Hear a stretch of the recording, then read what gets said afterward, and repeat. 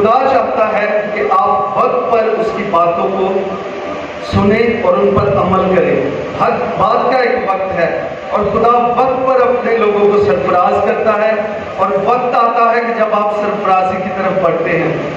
وقت کو اور میعادوں کو کوئی نہیں جانتا، وقت خدا جانتا ہے۔ لیکن یہ بہت سے مسیحیوں کے ذہن میں سوال آ جاتے ہیں، میرے نال کدوں ہوئے گا، میری زندگی سے اب وقت کدوں آئے گا؟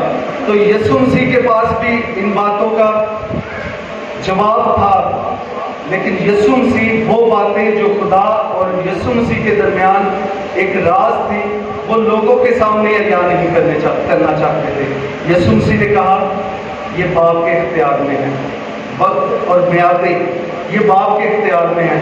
آج بہت سی کلیسیا کے لوگ چرچز بدل جاتے ہیں، پاسٹرز بدل جاتے ہیں، صرف اس بات کے لیے انہیں ساڑھے سارا حال دس دیتا ہے، اسی جو چاہتے سا انہاں دسیا ہے۔ ہو سکتا ہے وہ وقت سے پہلے کچھ چیزیں آپ کو بتا رہے ہیں، اور یہ بھی ممکن ہے کہ وہ ابلیس کی طرف سے آپ کو وہ ساری چیزیں بتا کر آپ کا بیڑا غرق کر دینا چاہتے ہیں۔ آپ یہاں پر موجود ہیں، خدا جانتا ہے، آپ اس چرچ سے تعلق رکھتے ہیں، خدا بخوبی واقف ہے، اور خدا نے آپ کو یہاں پر رکھا ہے، اور خدا نے خوب آپ کو یہاں پر رکھا ہے۔ لیکن خدا آپ کو وقت پر سرفراز کرے گا۔ جب آپ کا وقت آئے گا تو آپ کو کسی سے پوچھنا نہیں پڑے گا، آپ کو خود بخود نظر آنا شروع ہو جائے گا کہ آپ سرفراز کیے جا رہے ہیں۔ سیموئل جو ایک چھوٹا بچہ تھا، وہ خداوند کی حضوری میں موجود تھا، تو خداوند کا کلام فرماتا ہے کہ وہ انسان اور خدا وہ دونوں کی نظر میں مقبول ہونا شروع ہو گیا جب اس کا مقرر وقت آیا۔ اب ہوتا کیا ہے، وقت سے پہلے کوئی آپ کو اپنی باتوں میں الجھا کر آپ سے ایسی جنگ لڑوا دیتا ہے جو آپ کی ہوتی ہی نہیں ہے۔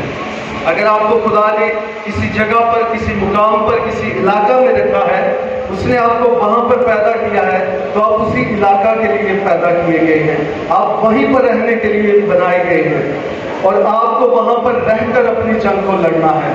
اس سے فرق نہیں پڑتا کہ آپ کسی اچھے علاقے میں ہیں یا آپ کسی پسماندہ علاقے میں ہیں، آپ کسی امیر علاقے میں ہیں یا غریب علاقے میں ہیں، آپ جہاں کہیں بھی ہیں آپ وہیں پر رہیں اور خدا ان کا انتظار کریں اور اس کے وقت کا انتظار کریں کہ کب وہ وقت آتا ہے کہ وہ آپ کو استعمال کرنا شروع کرتا ہے۔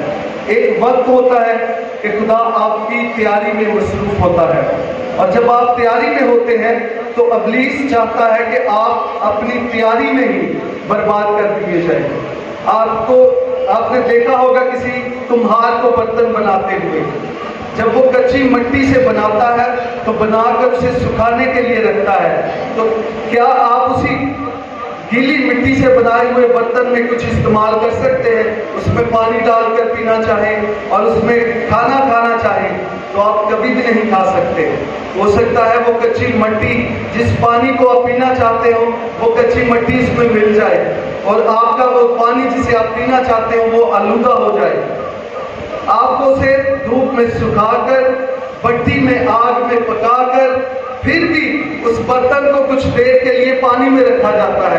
جو بزرگ ہیں وہ جانتے ہوں گے، مٹی کے برتن کو استعمال کرنے سے پہلے اسے بھگویا جاتا ہے تاکہ وہ جو کچھ اس کے ساتھ گرد لگی ہے یا مٹی نے جو کچھ اپنا رنگ چھوڑنا ہے وہ پانی میں چھوڑ دے، اور اس کے چند دنوں کے بعد پھر اسے استعمال کیا جاتا ہے۔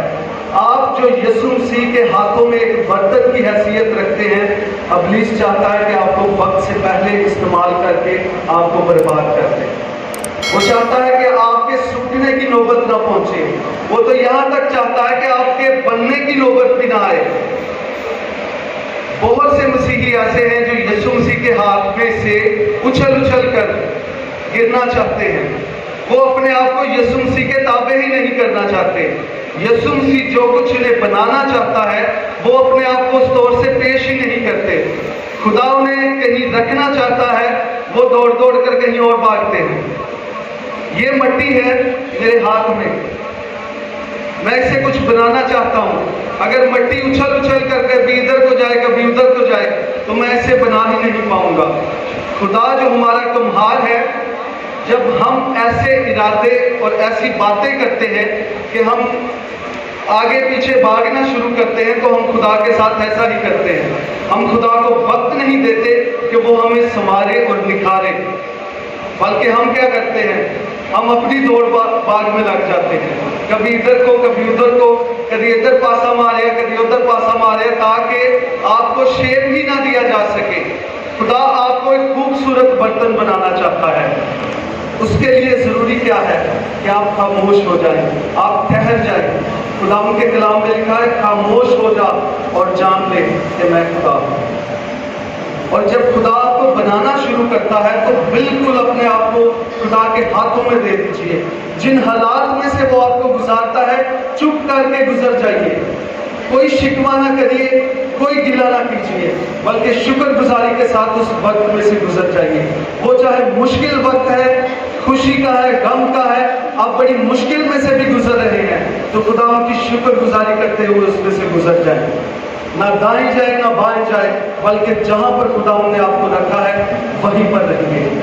और उसके बाद क्या होगा, जब आप खुदावंद के कलाम के मुताबिक आपको तरतीब दे दिया जाएगा, खुदावंद अपनी मर्जी के मुआफिक आपको ऐसा बर्तन बना लेगा, तो वो आपको धूप में सुखाएगा। धूप में सूखना कोई आसान काम नहीं है। धूप में अगर आप खड़े हो तो आपको तकलीफ होगी। जब खुदा भी किसी ईमानदार को बनाकर धूप में रखता है, किसी बर्तन को, तो उसे तकलीफ होती है, मुश्किलात का सामना करना पड़ता है।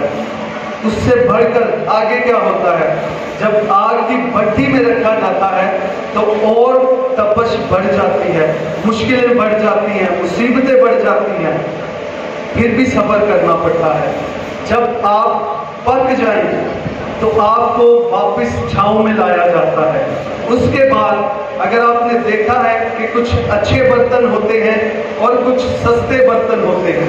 जो सस्ते हैं वो भट्टी में सुखाने के बाद बेचने के लिए दे दिए जाते हैं, लेकिन जिनको और कीमती बनाना होता है तो उनको क्या किया जाता है, पेंट लिया जाता है। उनको और खूबसूरत बनाने के लिए उनके ऊपर नक्शो निगार किए जाते हैं, रंग किए जाते हैं।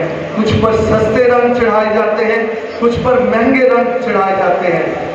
इस पर इन्हें सार है कि अगर रंग जो हैं वो सस्ते हैं तो उसकी कीमत कम होगी, लेकिन रंग अच्छी किस्म के लगाए गए हैं तो बर्तन की कीमत और ज़्यादा बढ़ जाएगी।